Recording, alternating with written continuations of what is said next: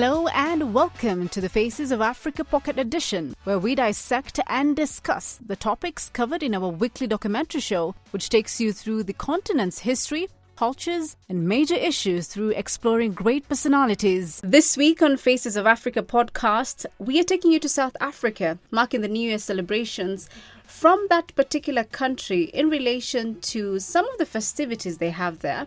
The documentary this week is called Winelands, Minstrels. My name is Fathiya Mohammed Noor and I'm joined here by Kimani Mungai. Hi Kimani. Hi Fathiya. Happy New Year. Happy New Year to you. How's the year started? Good, and looking forward to 2025 and what's going to bring for me. Yeah. And also for the team, Faces of Africa team. Of course. Hoping for the best. I agree. I think we have a lot of documentaries coming up this year. There are a lot of big events also happening, so we'll be covering a lot. But let's talk about this particular documentary. It's a very, very colorful documentary. Yes. This signifies Winelands Minstrels. First, it sounds like a word or a term that's pretty mouthful when you say it. It's heavy, right? Correct. Minstrels, yeah. But when you watch the documentary, it takes you to the Coon Carnival. This is in relation with back in history, when slaves were freed the first time, or they're freed and they have a specific day that they're off days. That's when they celebrate it, right? Yes. Mm-hmm. Yes. As you've mentioned, it's over 100-year-old culture that's been going on. Which first of all, the Wineland Minstrels. The documentary is in the title, whereby we see the winelands of South Africa, especially an area called Wellington, where they do wine farming, if I can call it wine farming, wine making. Yeah. It's along the southernmost African wine route. Which also has the Cape Town and all that. Right. So in these wine farms, they had slaves that worked there. Mm-hmm. So during this time, they had one time of the year where they'd get a free day, since their bosses or their masters were off on that day. So this one day in the year, they'd celebrate, come, yes, and celebrate together in form of songs. Mm-hmm. And this went on for a while, where now you had to, you are free on this day, you do anything, there's nobody to tell you do this, do that. And they had fun. Mm-hmm. And it coincided later when enslavement was abolished. Yeah. They made that day their day, which is New Year's. So every year for the past 100 and something years, mm-hmm. they've celebrated this in form of a street carnival. Right.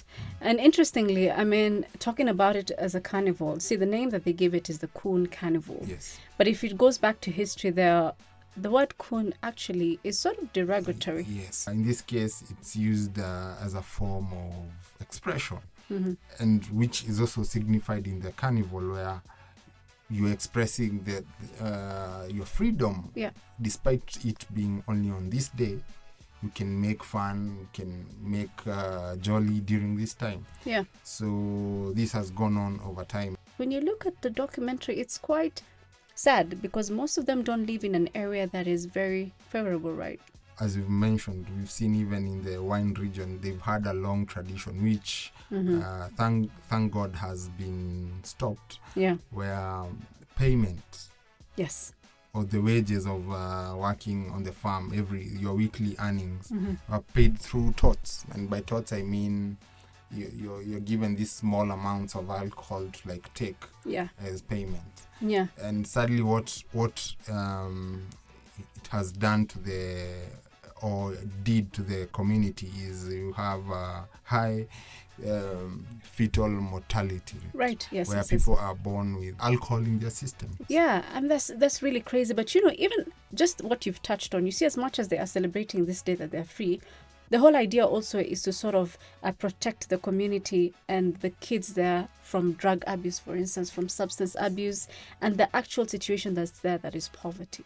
this day is supposed to also free them mentally from such situations. Yes, ironically, it's the same. As much as they were celebrating their freedom from their masters and then it went on, now we've seen one of the characters in the film called Nazim, Yes. an owner of a bus company who supports these troops or brings together all the troops around Wellington area for this one day to perform around the town and surrounding townships in a colorful procession.